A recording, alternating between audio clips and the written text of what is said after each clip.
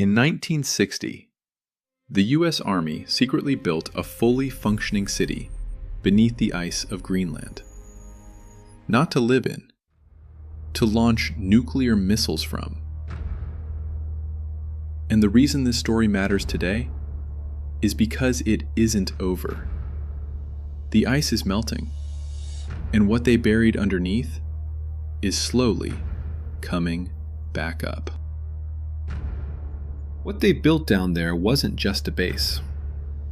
It was something far more ambitious and far more terrifying. It took years to build. Men working in darkness, cutting through ice, knowing that one mistake could bury them alive. They didn't build a bunker. They built a city. Roads, showers, hot meals, a church, a barbershop, a nuclear reactor. All of it under hundreds of feet of ice. All of it completely invisible from the surface. And the world had absolutely no idea. The plan was this: thousands of miles of tunnels beneath the ice, hundreds of nuclear missiles on railway tracks, constantly moving, never in the same place twice. No Soviet satellite could ever target them. If the launch order came, the surface would crack open, and the missiles would be gone before the world knew what happened. It was called Project Iceworm, and to build it, they needed the world to look away.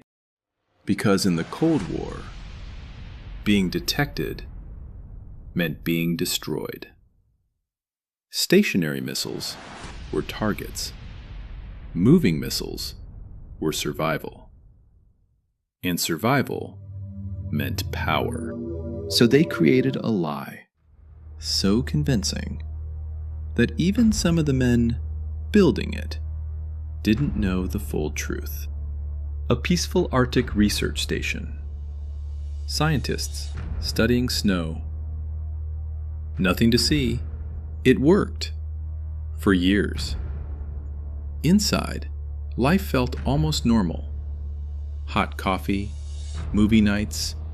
You could almost forget where you were. Almost.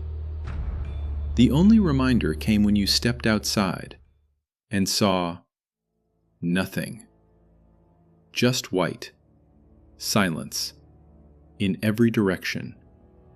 Forever. They were assembling a first strike nuclear weapons system in total secrecy at the edge of the world. And it was working. For a while, it felt like they had won. Like they had built something. Permanent. Stable. Then, the ice started moving. Something nobody had a solution for. Ice, as you know, is not solid. Not really. It moves under its own weight. Constantly. Slowly. Like something alive. At first the signs were almost nothing. A wall, a few centimeters out of place. A ceiling, fractionally lower than last month. Then the steel supports started bending. Declassified records show tunnels that had been perfectly straight becoming measurable curves over a single winter. And there was nothing anyone could do. Because the thing they brought to survive the cold was quietly making everything worse. The nuclear reactor generated heat. Heat melts ice. The floor was disappearing beneath them. Teams worked day and night, cutting back walls, reinforcing beams, buying time, against something they couldn't even see moving. It was never going to be enough. By 1966, it was over. The tunnels had shifted beyond repair. The missile rail system couldn't hold alignment. The glacier had won. The reactor was shut down, The men were airlifted out, and everything left behind, the fuel, the chemicals, the radioactive waste, was sealed under the ice. They assumed it would stay there, frozen, buried, forever. They thought it was over. The base was abandoned, the reactor removed, and everything else left behind. Machines, fuel, chemicals, radioactive waste, buried under ice that was supposed to last for tens of thousands of years. Problem solved, or so they thought. For nearly 30 years, it stayed hidden, out of sight, out of mind, because no one was supposed to know. Until 1996, when Danish officials uncovered classified documents. Files that revealed the United States had built a nuclear project deep under Greenland's ice, without fully informing Denmark. That alone was a scandal. But it wasn't the real problem. Because now, we're not relying on documents anymore. We're seeing it. Radar scans, scientific studies, evidence that the base is still there. And the ice above it is no longer stable. Greenland is losing ice at a rate not seen in recorded history.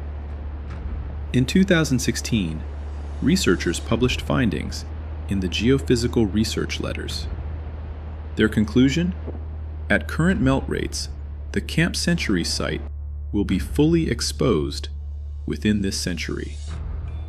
The radioactive waste, the fuel, the chemicals, all of it will reach the ocean. No government has a cleanup plan. The site belongs to no country. No treaty covers it. Project Iceworm wasn't just a failure. It was a bill. Left unpaid. Buried under ice. That was supposed to last forever. It isn't lasting. And when it's gone, everything they left behind comes with it.